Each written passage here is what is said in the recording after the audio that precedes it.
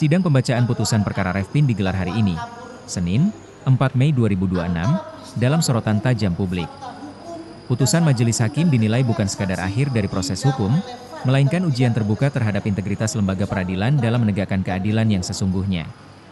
Perkara yang menjerat Revpin, seorang babysitter, menjadi perhatian karena dinilai menyangkut nasib masyarakat kecil di hadapan hukum. Apakah hukum berpihak pada kebenaran atau justru tunduk pada konstruksi perkara yang dipertanyakan? Kini bergantung pada ketukan palu majelis hakim.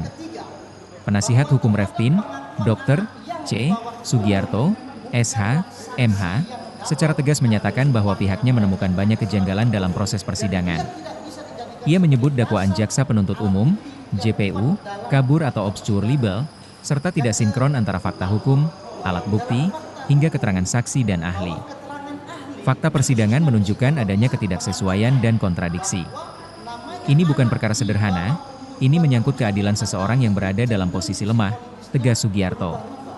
Seluruh keberatan dan pembelaan tersebut, lanjutnya, telah dituangkan secara lengkap dalam nota pembelaan, pledau, yang diajukan ke majelis hakim sebagai dasar pertimbangan putusan.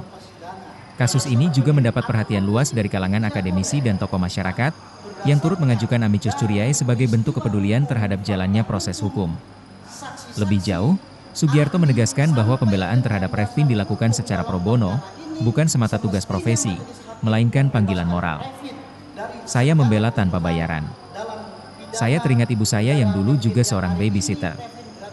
Dari beliau saya bisa menjadi advokat. Saya tidak bisa tinggal diam ketika ada dugaan ketidakadilan terhadap profesi yang sama, ungkapnya. Ia juga mengingatkan bahwa praktik kriminalisasi terhadap masyarakat kecil tidak boleh terjadi dalam sistem hukum yang menjunjung keadilan. Jangan sampai hukum menjadi tajam ke bawah dan tumpul ke atas.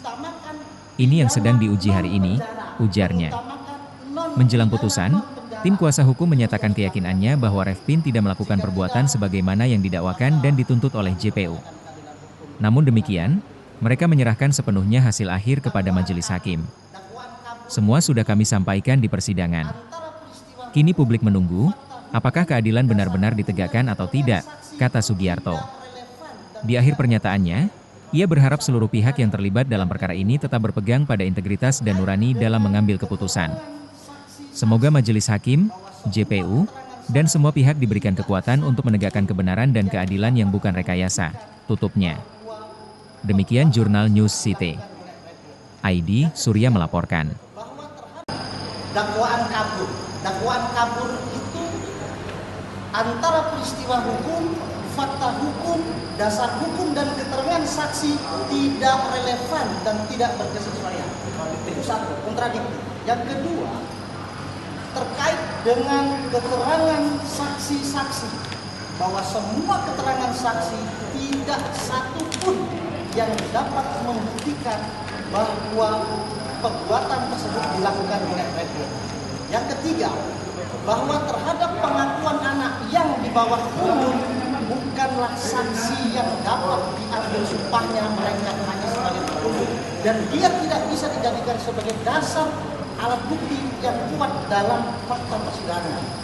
Yang keempat, bahwa dalam fakta hukum, bahwa keterangan ahli, khususnya psikologis, mengatakan bahwa namanya anak di bawah umur 2 tahun sampai 4 tahun itu cenderung psikologisnya berubah-ubah, sugestif. Nah, itu tidak boleh dikatakan terhadap pengakuan anak di bawah umur tersebut itu dijadikan sebagai alat bukti penguat dalam persidangan. Atau mandiri, itu tidak boleh.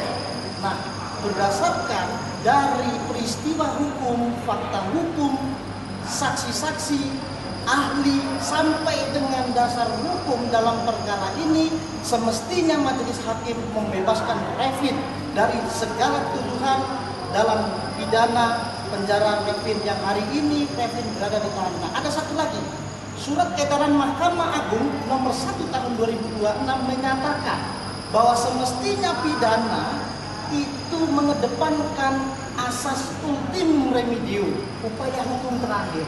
Artinya apa? Majelis hakim itu harus mengutamakan pidana non penjara, mengutamakan non pidana non penjara. Itu mesti harus dilakukan kepada Revpin. Jika tidak, maka kami pertanyakan keadilan